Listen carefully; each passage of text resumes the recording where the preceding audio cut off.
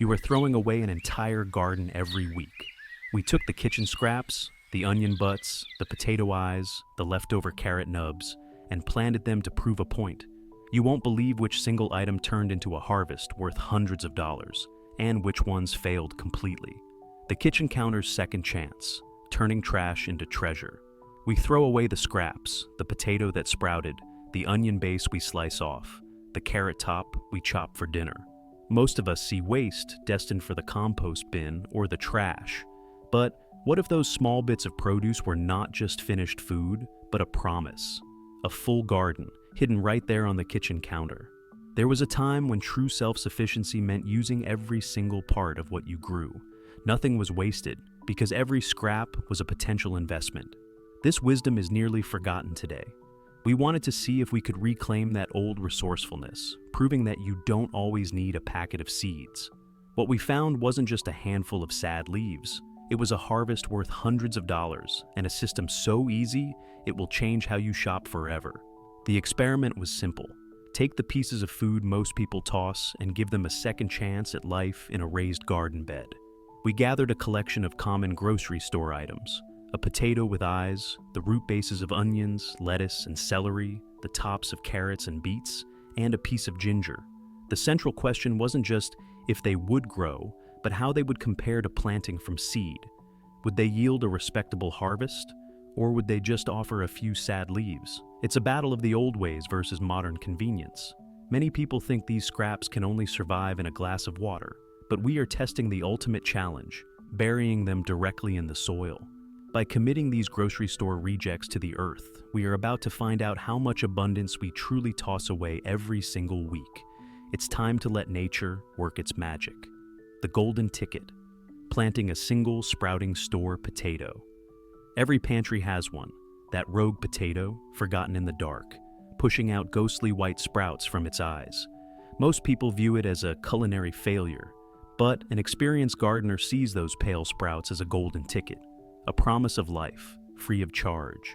Potatoes are perhaps the easiest vegetable to regrow from a grocery store scrap. You don't need any special preparation. You simply take the whole, sprouting tuber and drop it straight into the dirt. We honored the old-school simplicity of planting.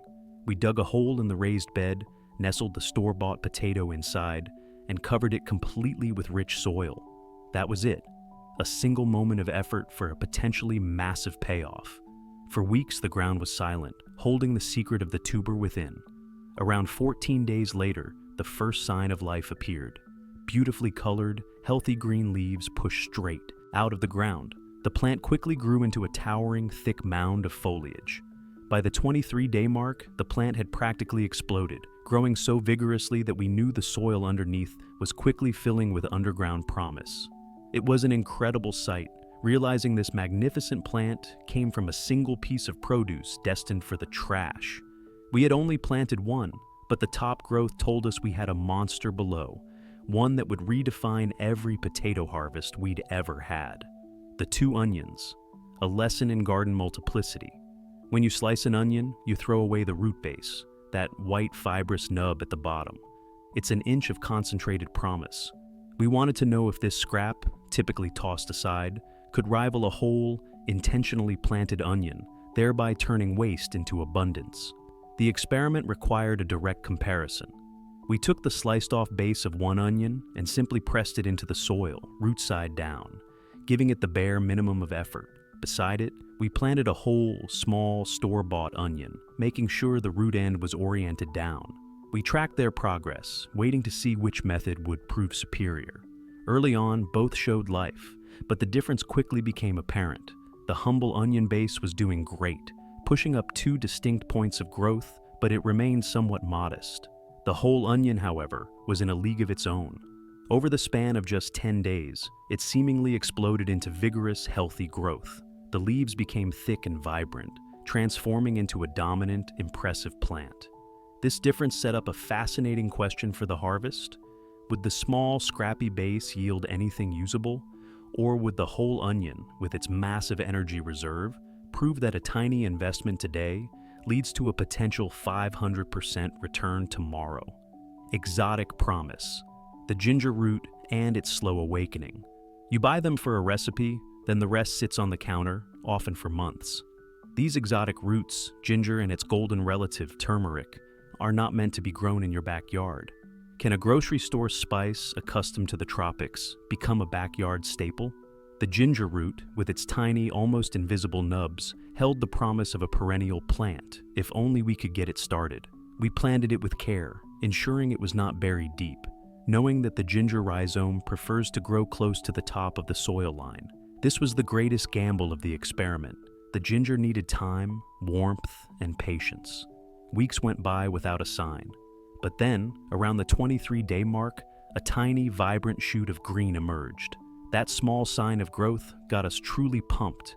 A tiny tropical seed bank was beginning to thrive. The turmeric, unfortunately, did not share its cousin's immediate success. It remained dormant, teaching us a harsh lesson in patience. But the ginger's quiet persistence was the real success story. It proved that, sometimes, the greatest yields come from the longest bets. If this one little piece of rhizome could take root, the potential for an ever-expanding year-after-year crop was suddenly very real. We knew the expansion was already beginning beneath the soil. The rotting core. Why lettuce and cabbage disappointed? Not every garden experiment is a success. Sometimes nature delivers a swift, undeniable verdict, offering an important lesson in preparation. The lettuce and the cabbage, unfortunately, were the two crops that taught us this lesson the hard way. Our method for the leafy greens was the same as the others. We simply pressed the cut-off root bases into the soil, expecting the core to push out new leaves. But unlike the sturdy heart of the potato or the onion, these soft cores lacked the resilience needed to push roots quickly into dry soil. For the cabbage, there was a little bit of new growth, but nothing considerable. The lettuce was even more of a letdown. After a few weeks, the new growth was minimal, and the rest of the core began to rot and deteriorate. Looking back, we realized where we had gone wrong. We had rushed the process. We could have given these scraps a head start by allowing them to root in a shallow dish of water on a sunny windowsill. We learned that these specific scraps need their root structure to be established before they can fight the natural decaying forces of the soil. This failure cost us 3 weeks of growing time and taught us a vital rule. If it's soft and green, give it water first. The wisdom gleaned was well worth the effort. Out of season, the garlic that didn't get the memo. We took sprouting cloves of store-bought garlic, each one an individual segment of life, and planted them in the spring garden. We expected to harvest a full, beautiful bulb. What we got was beautiful, healthy green growth, but no classic papery-skinned bulb. The garlic sprouted perfectly. The green shoots were thick, strong, and looked ready to conquer the world. This vibrant growth was a clear success, as the leaves themselves, known as garlic scapes or greens, could be harvested and used for flavoring dishes, a bonus meal from a discarded scrap. However, as the season went on, the plant simply refused to form the single, tight bulb we anticipated. Instead, each clove only grew into a small, singular piece of garlic. The reason for this unusual outcome came down to seasonality. Garlic requires a period of intense cold, a process called vernalization, to trigger the plant's internal signal to divide and form a large, compound bulb. Since we planted the cloves in the spring or summer, they were simply growing out the energy they had, without receiving the crucial signal. The lesson was clear. It wasn't a failure of the scrap itself, but a misunderstanding of the plant's seasonal rhythm. If we had planted that same store-bought garlic in September or October and allowed it to overwinter, next year we would have been rewarded with a full, mature harvest. The carrot's rebellion, when the top refuses to die. We only want the root, the crisp orange subterranean sweetness, tossing the green crown without a second thought. But for a carrot, that cut-off top is not a scrap. It is a vital life signal, a stubborn refusal to accept its fate as food waste. This is a story of defiant green growth. We planted the small, sliced-off nubs of the carrots, burying the base and allowing the cut surface to sit just above the soil line to encourage new leaf production. We were aiming for the greens, a highly nutritious, often forgotten resource that old-school gardeners always used. Within 2 weeks, these scraps were absolutely thriving. Their initial growth was magnificent, and every few days the volume seemed to double, creating a stunning, healthy canopy. We quickly realized these carrot greens could be used in countless ways: tossed fresh into a salad, blended into a pesto, or used to make an earthy chimichurri. The abundance of the greens proved the success, but the nature of the plant suggested an unusual root harvest. The carrot is a biennial, meaning it flowers and sets seed in its second year. Because we were essentially restarting a mature plant, it began dedicating its resources to flowering. This internal stress meant that while the greens would be plentiful, the root growing underground would likely be a strange, clustered surprise. More than a root. The beet top's hidden green bounty. We often forget the greens are edible. When you buy beets at the store, the deep-colored foliage is usually sliced off and discarded, leaving the average person unaware of the hidden, nutritious bounty they are throwing away. We planted the beet top, curious to see if the reward would be above the soil rather than below it. The plan was simple: bury the root portion and keep the leaves above ground. This worked quickly. The beet tops looked amazing, shooting out healthy, waxy green leaves. We were able to harvest and use these greens throughout the growing season, a bonus food source for salads and sautés, a reward we wouldn't have received if we had simply eaten the original beet. It proved that the true win was the continuous yield of greens. When we finally harvested the root itself, it was unusual. It had not formed a new, perfectly round beet as we might expect from seed. Instead, the root top had become much thicker, wider, and fatter, growing its own small root structure off the side. We sliced it open, and while there was a little rot in the center, the outer flesh was good. Upon tasting it, the flavor was surprisingly delicious, super mild and overall, a really good earthy taste. One of the two beet tops had run into a roadblock, but the success of the remaining one proved the point. Taking the top of a beet and getting extra greens and a bigger, usable root is certainly a worthwhile success. The accidental seed bank. Tomatoes from a store-bought slice. We sliced the top off a store-bought tomato and pressed it into the earth, hoping that the stem itself might miraculously root. Instead, nature offered a far better, far more surprising bounty. Dozens of tiny seedlings, sprouting right out of the top slice of fruit. The true magic was in the seeds we thought were dormant. This was the accidental seed bank, proving that nature is always looking for a way to multiply. We had buried the tomato top with the green foliage still intact, and almost instantly, tiny healthy tomato plants began to shoot up. The production was impressive, with the seeds and the flesh sprouting almost simultaneously. The challenge quickly became thinning the clustered seedlings, leaving only the two strongest to grow into full, fruit-bearing vines. The tomato plants quickly dominated their section, loading up with clusters of nice-looking fruit. The process proved to be incredibly easy. You can get fresh tomato plants essentially for free. However, a crucial gardening lesson was also contained in those fruits. The hybrid dilemma. Most store-bought tomatoes are hybrids, varieties whose seeds are engineered to produce a perfect first-generation fruit. When you save and replant those hybrid seeds, the offspring will revert, resulting in fruit that may not taste as sweet or robust as the original. You lose that elite, concentrated flavor. Despite the compromise in taste, the experiment was a massive success in production. The fact that we took a scrap and ended up with a continual, abundant harvest of fresh tomatoes was truly incredible. Nature's multiplier, the unbelievable potato harvest. This was the true champion of the entire experiment. That single sprouting store potato, the one we bought from the grocery aisle, returned a bounty that genuinely shocked even a seasoned gardener. It was the ultimate testament to the power of a single scrap. We had simply dropped the whole, growing potato into the ground, and its vigorous top growth had hinted at something special.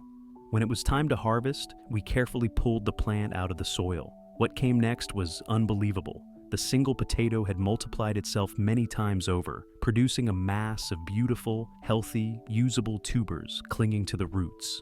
There were more potatoes hidden beneath the soil, and they just kept coming. We pulled out a whole basketful, including some that were exceptionally large. This massive success came from a single piece of produce that cost next to nothing. The lesson here is profound. We didn't need to buy specialized seed potatoes. We just used what we had around the house. Nature is an incredible multiplier, and the potato is perhaps its most generous teacher. We took one, and we got back 20. Easily one of the best harvests of the entire year from a single plant.